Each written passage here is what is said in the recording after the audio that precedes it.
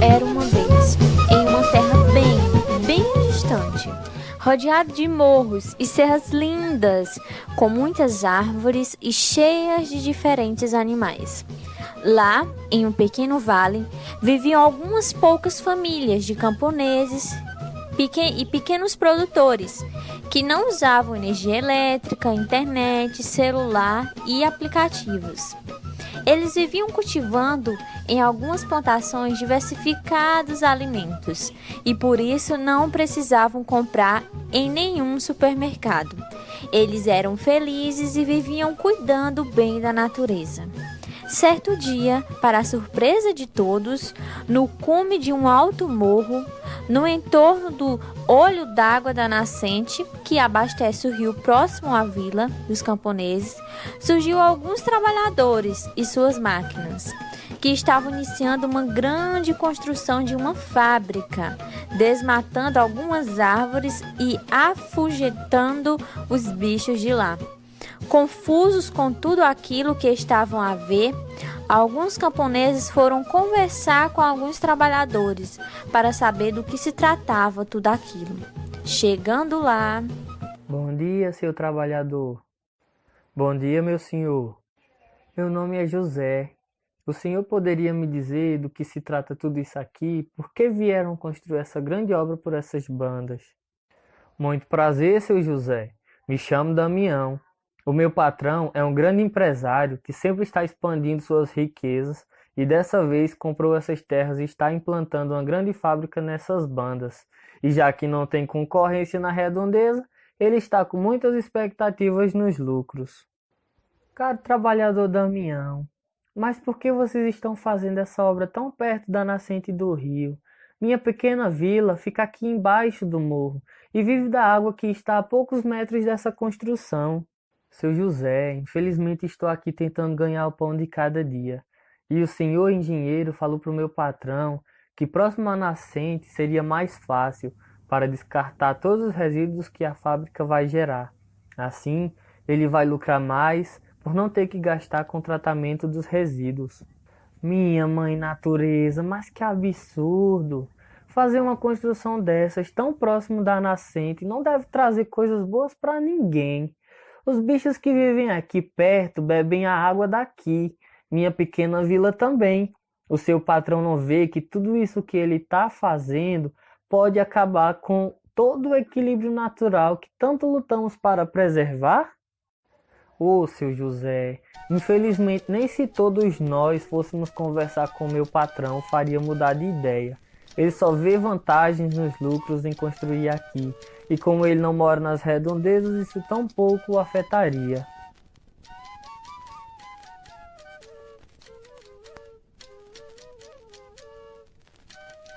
Revoltado com tudo que acabara de ouvir, seu José retorna à sua pequena vila sem saber como contar aos seus amigos e familiares, temendo os impactos na natureza e suas consequências para a pequena vila. Não demorando muito, a fábrica foi inaugurada e iniciou suas operações, começando o tão temido despejo dos resíduos tóxicos no leito do pequeno rio. Pouco tempo depois, seu José, colhendo algumas macaxeiras num roçado, escuta alguns gritos se misturando aos cantos dos pássaros. José, José, corre aqui, homem. O que foi, mulher? Por que tantos gritos? Eu estava aqui perto do rio colhendo algumas frutinhas e ervas para fazer o remédio e vi esse desastre. Repare nisso. Quantos peixes mortos na beira do rio. Logo agora que é a época da desova deles. Quem seria capaz de tamanha maldade? Isso só pode ter vindo daquela fábrica que tanto mal traz para o nosso Pacífico Vale e que infelizmente não estão preocupados com tudo isso. Não sei a quem recorrer, Marieta.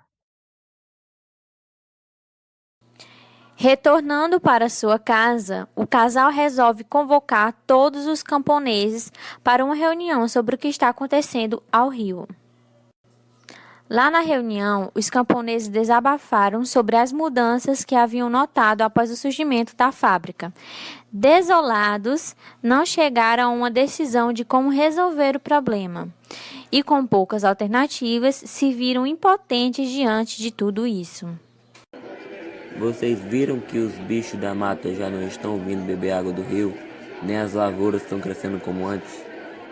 Meus filhos, que sempre tiveram a saúde de ferro e acostumados a banhar no rio, esses dias ficaram adoentados. Se não fosse um chá que aprendi com minha avó, eu nem sei o que tinha acontecido. Acalmem-se, meus amigos. Já que nosso apelo não foi ouvido, talvez seja necessário irmos buscar ajuda na cidade grande. E para isso eu irei. Se alguém quiser ir junto, eu partirei amanhã cedinho. E assim, 2 dos seus compadres confirmaram sua ida com José. Naquela noite, mesmo preocupada com José, Marieta preparou sua cesta de comida e roupas, preocupada que algo de importância lhe faltasse. José não tinha exatamente um plano de como conseguir ajuda na cidade, mas sabia que se não tentasse, dificilmente a vila resistiria por muito tempo. Decidido a enfrentar as dificuldades, eles partiram rumo à cidade.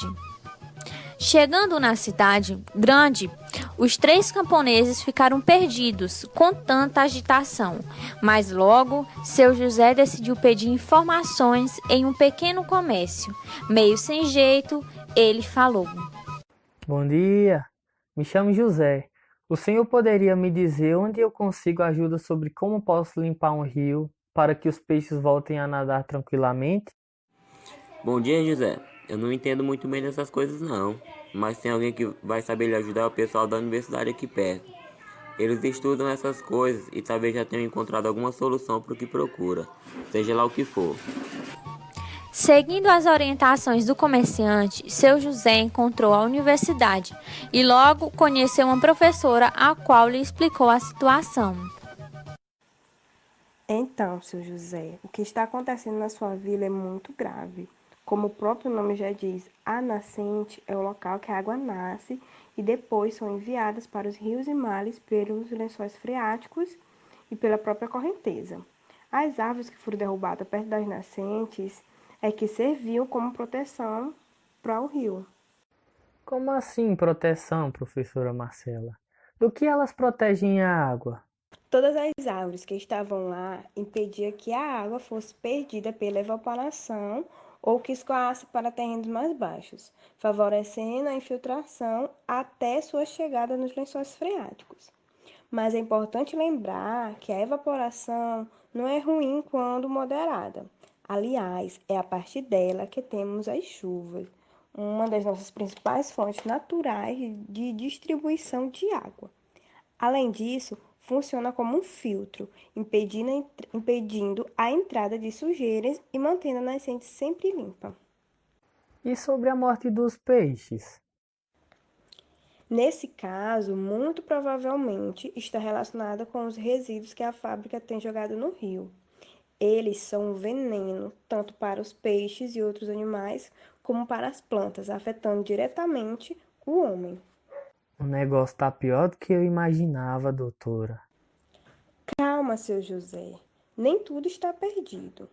O que o dono da fábrica fez é crime ambiental e vamos contratar as autoridades para regularizar a situação.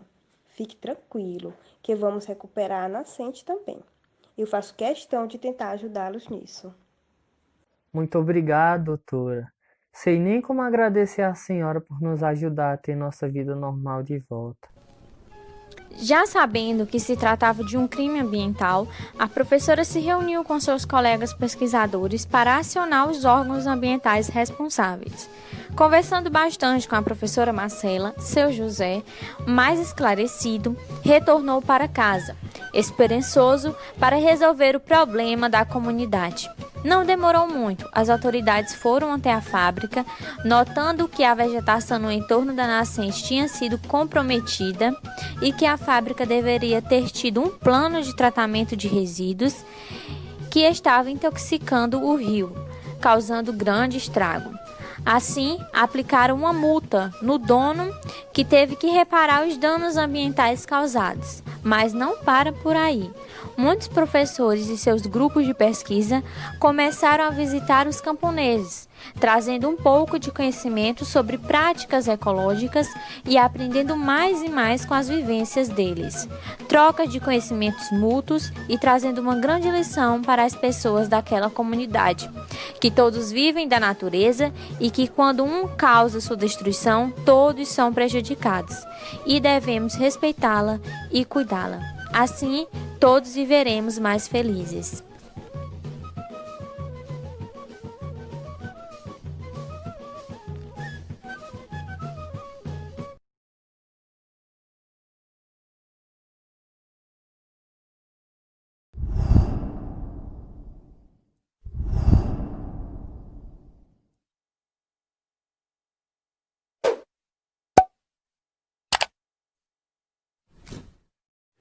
Olá, pessoal! Como aprendemos hoje, é muito importante ter água limpinha e evitar a poluição. E pensando nisso, trouxemos uma ideia muito legal. Vamos fazer um filtro ecológico. Para isso, iremos precisar de materiais bem simples. Primeiro, uma garrafa PET de 2 litros, carvão, brita, areia, algodão, tesoura e pedras. Agora, com todos os materiais em mãos, vamos para o passo a passo. Primeiro, divida a garrafa com o auxílio da tesoura da seguinte forma. Depois, posicione as partes assim, com o gargalo desse sentido. Agora vamos adicionar os materiais: algodão, areia,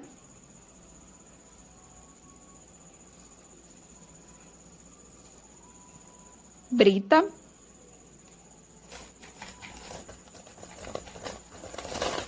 carvão e, por fim, as pedras. Prontinho, o nosso filtro está montado. Agora vamos testar. Coloque um pouco de água suja e observe.